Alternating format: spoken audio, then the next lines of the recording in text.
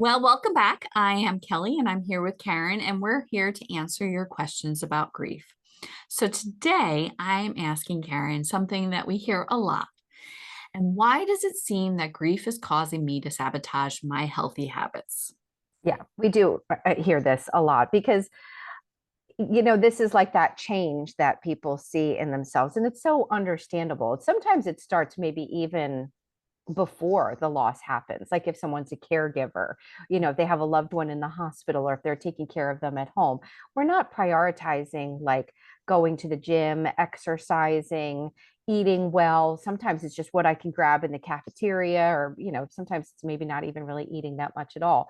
Even if it's someone who prior to this really prioritized those things and made that an important part of their lives. So a lot of people see those changes that they are, now some people say they don't eat at all, but I think for some people, then there becomes like an emotional eating and they're just kind of eating whatever they want, not really worrying about it too much.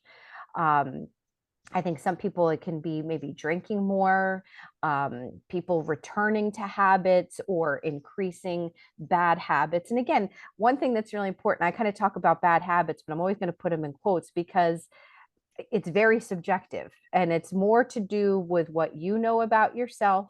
I don't think we're here to tell people how to eat or drink or what to do, but it's like if you're feeling uncomfortable with it, if it's feeling like too much. I think there's also people who are shopping too much and spending too much money, or, engaging in behavior that is otherwise not good for them. The problem is that I think a couple of things. One, I think in grief we are already feeling in a state of deprivation. I'm already being deprived of my person, of my life, of myself. So if I want to indulge like in a drink or in a cupcake or whatever it may be, I'm going to do it. That's what I deserve. I at least deserve that. But then people feel bad after, or they start to gain weight, and then that feels really bad, or they're feeling sluggish because we know those things don't particularly make us feel very good, in the aftermath. So I think there's definitely that part of it that's happening. Well, I'll pause there a second because I could just keep going. This is like such a big one, but tell me what you're thinking. Well, there's several things, and I agree with what you're talking about, especially with the caregivers. It's even what you see happens so much with caregivers is they even stop going to the doctor for themselves. Yes. Yep. Right? They put themselves on the back burner. And so then afterwards that they don't even really think about that. And they have to kind of almost play catch up a little bit sometimes Yeah. with all the different doctors that they've missed for maybe years. Um, but I was also thinking about, we have to really think about why, maybe especially with substances, why we're turning to them. Mm. What is it helping or hurting? Asking yourself that simple question. And what are you trying to do with it? So if you're indulging in, having 6 beers every single night, what are you doing? And why is that? Are you trying to avoid your grief? Are you trying to numb yourself out? Are you trying to get yourself to sleep?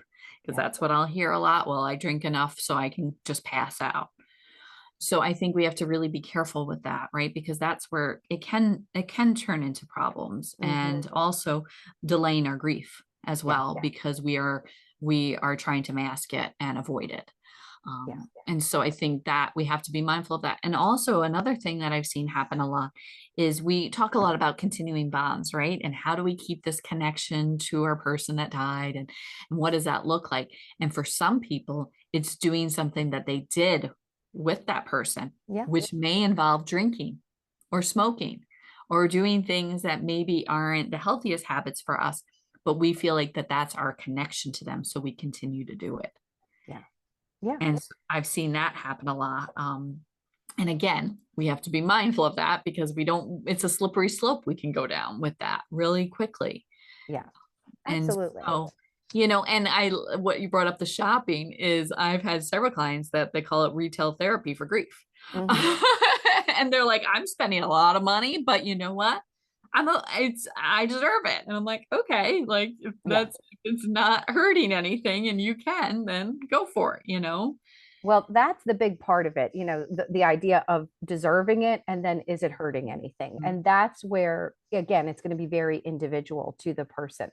I think the idea of what we deserve is so important to focus on. So I have one of my closest friends is a health coach, and we would kind of talk very separate from grief, but just about healthy habits and everything else and treating ourselves to food. And she said, we think that we deserve a drink, a cupcake, an Exactly. indulgent meal. And she's like, what you really deserve is to feel good.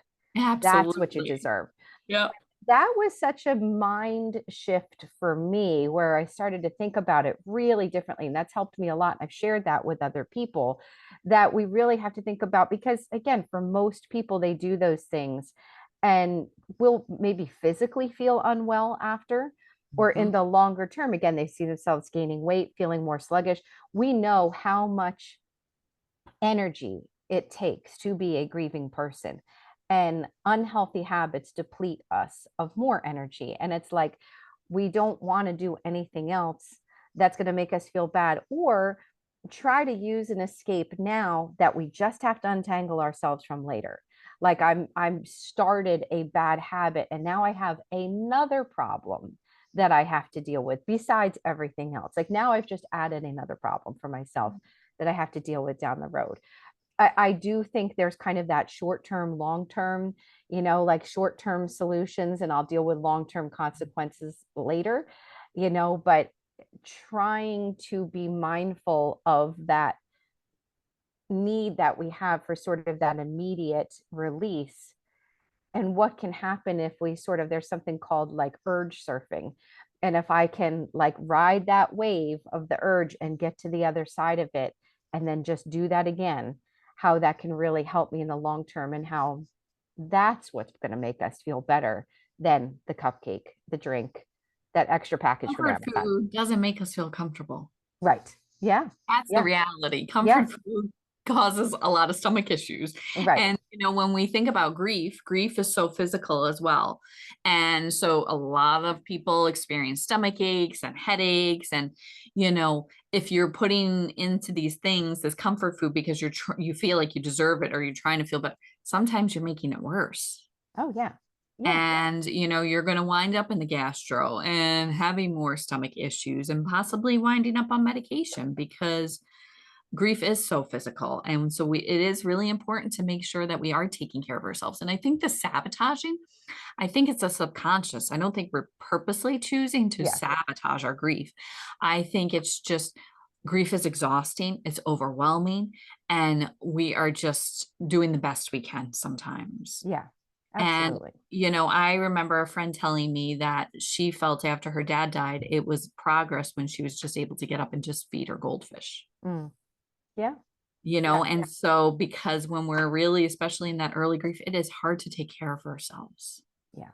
Yeah. And the grief brain and the fogginess and then just going through the motions is, I think, some of the why those things get put to the side. But if for those people that actually do engage in some of the healthy things and move their bodies and are taking care of themselves, getting enough water and all of those things, it does help Yeah. them on their grief journey. Absolutely. And I think what we're talking about, of course, are the ideals, Mhm. and it's not about being perfect all the time. And it's not about Oh, abstaining from things that maybe you enjoy all the time. I also think what we're talking about may be for people who are just a little bit further along, because it does take some like clarity and it does take some intention, to be making some of these changes and to be thinking about some of that maybe we don't necessarily have in the beginning. And so I think that's kind of an important part too. In the beginning, people may be like, I don't care, exactly. what just people are just surviving, Hmm. but what I like about the healthy habits or about habits, it's like something maybe we can control. When we think about loss and grief and all of those feelings of having just lost control over everything, it's like technically we should be able to control what we consume in whatever that looks like. And so some people kind of use it as an opportunity to regain some power and to have some empowerment of like, these are the decisions I'm making for myself. This is what I'm doing for myself. It also can serve the purpose in terms of like healthy eating. Like people are often feeling lost and they don't know what to do with their day and they're looking for structure and routine and meal planning and putting the time into that. And that goes a whole separate way because I know cooking, and we probably should do something separate about that, like eating and how that all changes. But I think the bottom line is it's what we could consider to be a potentially healthy distraction. And of all of the things you feel like you don't get to control, maybe this is something you do, and that could actually feel pretty good. Yeah, absolutely. Yeah. Absolutely.